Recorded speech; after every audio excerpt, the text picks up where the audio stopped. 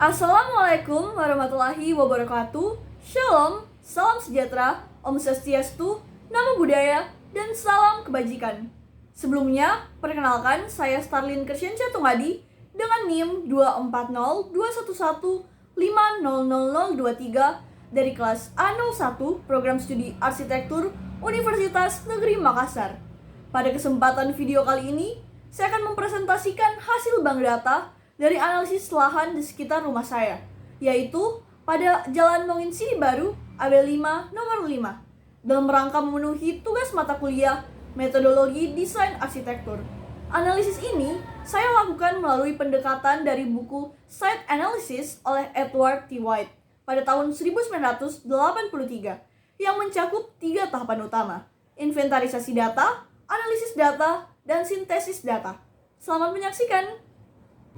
Pertama-tama, tujuan dilakukannya analisis dan survei yang ada di dalam video ini adalah untuk mengidentifikasi potensi lokasi dan tapak yang dapat mendukung proses desain arsitektur yang kontekstual dan responsif terhadap lingkungan. Selain itu, saya juga ingin menghasilkan informasi yang relevan untuk mendukung pengambilan keputusan dalam perencanaan hunian. Jadi, metodologi yang saya gunakan terdiri dari 3 tahapan utama seperti yang saya sudah jelaskan secara singkat di pembukaan tadi. Yang pertama adalah inventarisasi data atau inventory, di mana saya mengidentifikasi dan mencatat semua elemen fisik, sosial, dan budaya yang terdapat di lokasi. Yang kedua, analisis data atau analysis, di mana saya mengolah data yang telah dikumpulkan untuk menemukan peluang dan kendala yang dapat mempengaruhi desain. Dan yang ketiga adalah sintesis data atau sintesis, di mana saya mengintegrasikan hasil analisis untuk menghasilkan konsep desain yang sesuai dengan konteks lokasi. Sekarang, saya akan membahas satu persatu metode, dimulai dengan metode inventory. Pertama, kita lihat dari elemen fisik. Elemen fisik juga terdiri atas beberapa bagian yang lebih spesifik lagi. Pertama adalah topologi. Dari topologi, lokasi rumah saya berada di daerah lahan dengan elevasi relatif datar, tanpa kemiringan signifikan. Terdapat sedikit perbedaan ketinggian antara jalan utama dan lahan rumah. Implikasi terhadap desain adalah bahwa konstruksi akan lebih mudah dan tidak memerlukan pekerjaan tanah yang besar. Lantai dasar rumah dirancang dengan elevasi antara +1 hingga +1,2 meter dari jalan utama untuk mencegah genangan air. Penyesuaian level tanah dilakukan dengan menggunakan rem untuk mempermudah akses kendaraan. Kemudian bagian belakang lahan dirancang sebagai taman dan area resapan untuk mengatasi aliran air hujan. Selanjutnya mengenai vegetasi. Terdapat banyak pohon kecil di sekitar rumah, tetapi tidak terdapat area hijau yang luas. Ini memberikan peluang untuk menambahkan taman dalam atau rooftop garden untuk meningkatkan kualitas udara.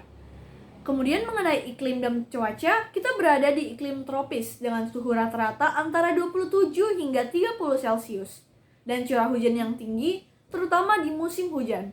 Oleh karena itu, atap harus memiliki kemiringan yang cukup untuk drainase air hujan, dan ventilasi silang diperlukan untuk mengurangi panas dalam ruangan. Dalam hal zonasi dan peruntukan lahan, lokasi ini masuk ke dalam zona pemukiman dengan kemungkinan fungsi campuran, yaitu hunian dan usaha kecil. Desain harus memperhatikan regulasi dan kemungkinan integrasi ruang usaha kecil di area rumah. Ketersediaan lahan sudah padat dengan bangunan yang berdempetan, tetapi masih memiliki ruang terbuka kecil. Desain harus mengoptimalkan ruang vertikal dan area hijau yang terbatas.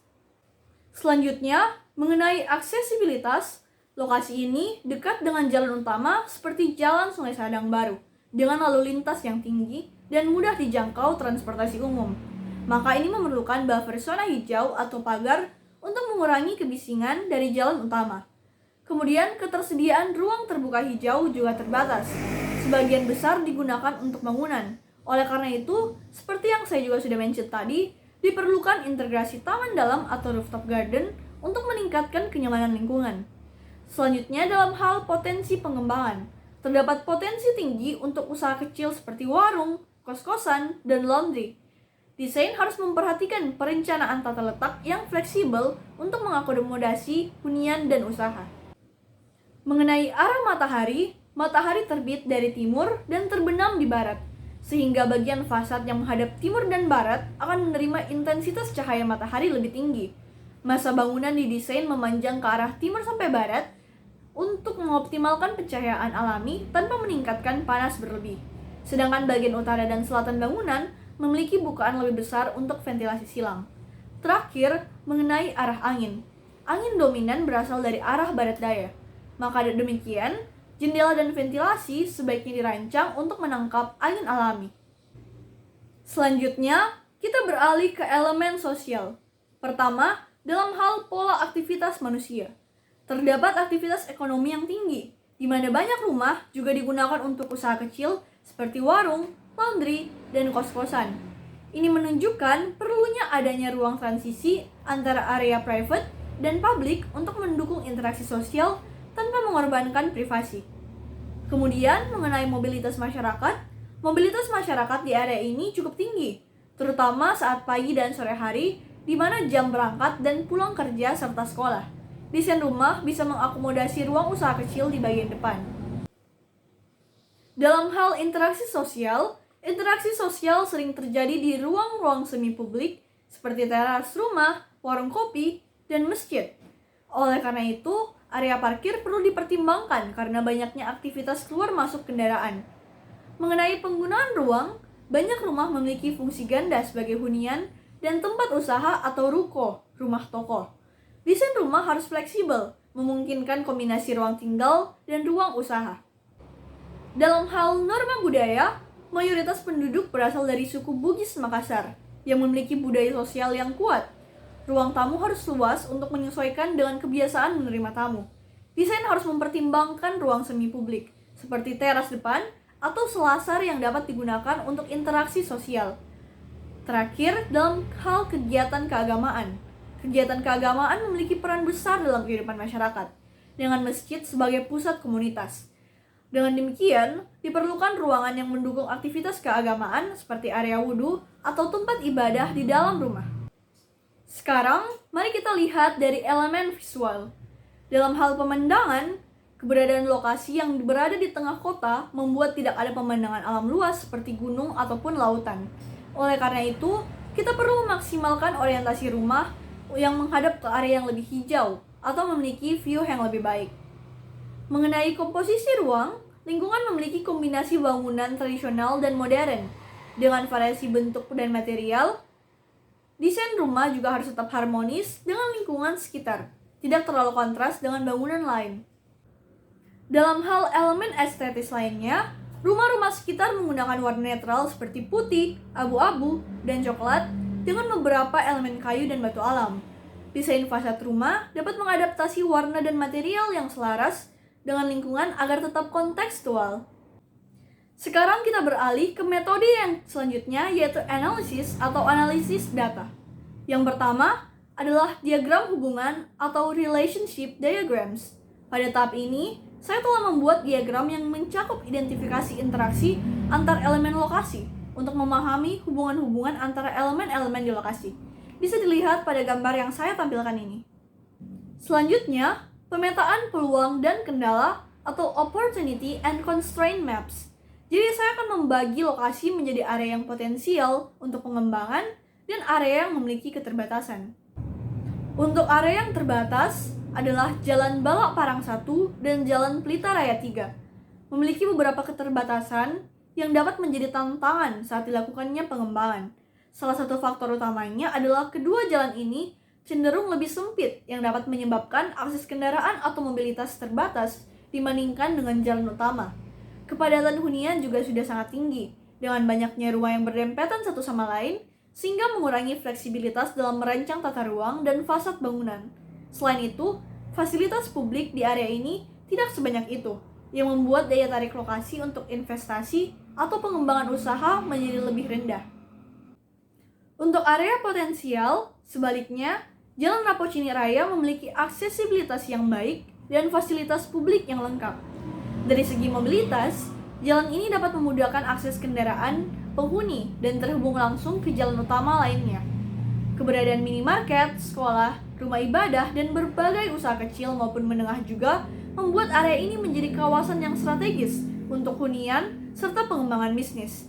Tingginya aktivitas ekonomi di sekitar jalan ini dapat membuka peluang bagi pengembangan usaha dengan fungsi campuran, seperti rumah tinggal yang dikombinasi dengan usaha kecil ataupun rumah sewa. Saya juga melakukan analisis menggunakan matriks SWOT. Yang pertama, S stands for strength, yang berarti kekuatan, yaitu akses mudah karena dekat dengan fasilitas umum. Yang kedua, W stands for weaknesses, yang berarti kelemahan, yaitu potensi kebisingan tinggi karena dekat dengan jalan utama. Yang ketiga, O stands for opportunities, yang berarti peluang, di mana bisa dimanfaatkan untuk usaha kecil. Dan yang terakhir, threats, yang berarti ancaman. Di sini menandakan bahwa keamanan sedang dan perlu adanya pagar dan sistem keamanan. Selanjutnya, kita masuk ke tahap pembahasan untuk metode yang ketiga, yaitu sintesis atau sintesis data. Sekarang saya akan menjelaskan tentang teknik sintesis yang dilakukan melalui pembuatan diagram yang mencakup identifikasi interaksi antar elemen lokasi.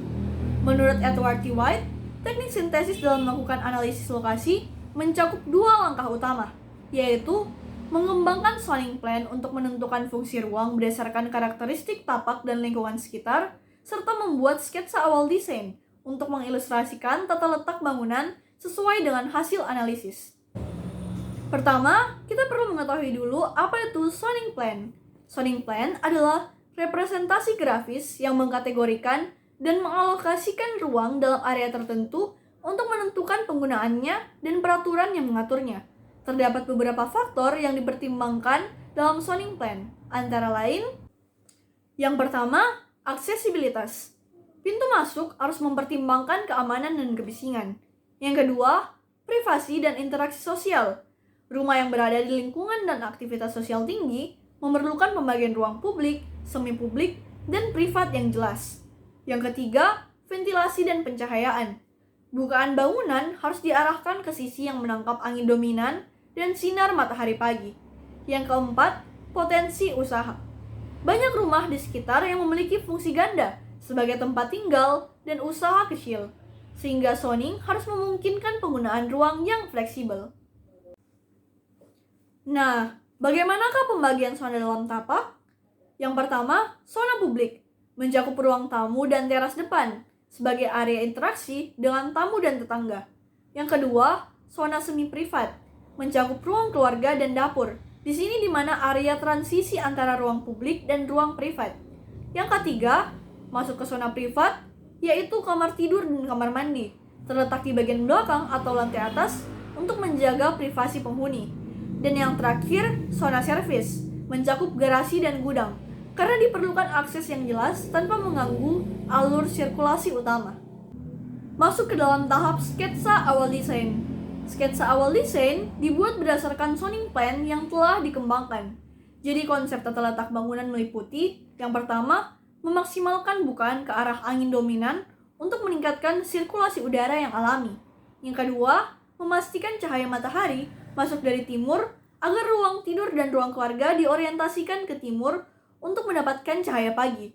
Yang ketiga, memanfaatkan buffer vegetasi supaya taman depan dan pagar hijau untuk mengurangi kebisingan dari jalan utama.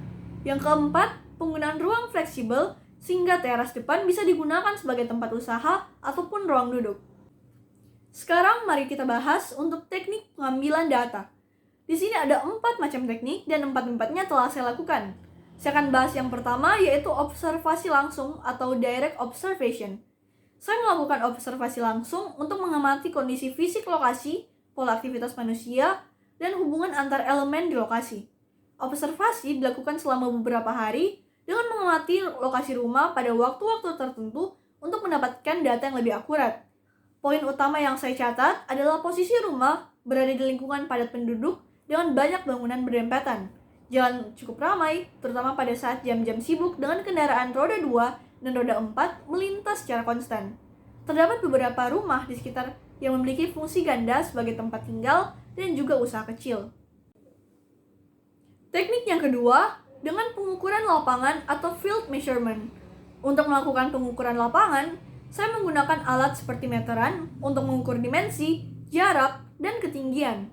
Dimensi lahan rumah saya adalah kurang lebih 8,5 meter kali 14,75 meter yang setara dengan 125,38 meter persegi.